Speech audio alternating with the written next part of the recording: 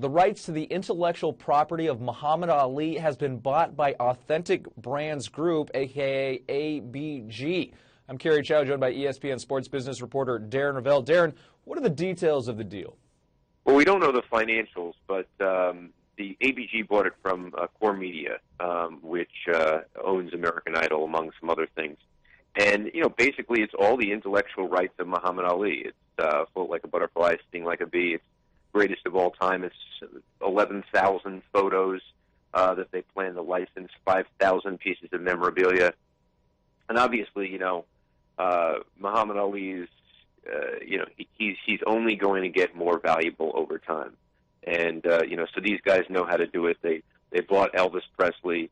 They own the state. They own the Graceland now. They have Marilyn Monroe. They know how to deal with these types of brands, and you know, they're going to go forward licensing his name. And you know, he was probably the first athlete that really transcended you know, sport before modern day sports marketing, and he still does.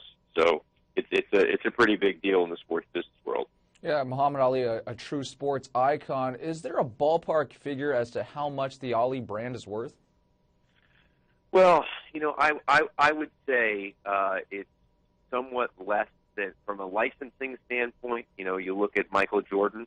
Michael Jordan makes somewhere between $80 and $100 million a year in licensing.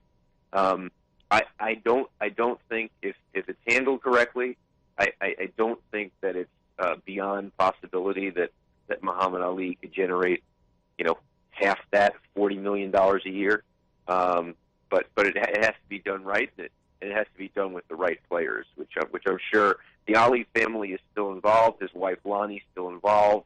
You know, she's going to make sure it's not, you know, selling, you know, too many trinkets and stuff like that, and it's high quality stuff. And ABG will do the same. But I think that it has some big potential. And speaking of that potential, are there any specific plans of what ABG is going to do with the Ali brand thus far? I think it's too early, but if you look at their history, you know, when they buy brands, they do things pretty quickly. They know how to do this. So I think you can clearly, first of all, they're going to assess what they have. I know a couple months ago, Adidas announced they were going to do some technical boxing equipment with Ali. So they have about 40 current licensees, including New Era, Dolce & Gabbana, H&M. So they're going to look at those, and then, you know, obviously they have. And you can see in the story on ESPN.com, there's 6 core values that Ali has, and they're going to try to align brands with those core values. And I expect things to happen pretty quickly, but they're going to evaluate everything, and I think people will come to them too, you know, because of what Ali stands for. It'll be certainly interesting to see what they do come up with. He's ESPN sports business reporter Darren Rovell. Darren, great stuff as always. We appreciate it. I'm Kerry Chow with your latest ESPN headline.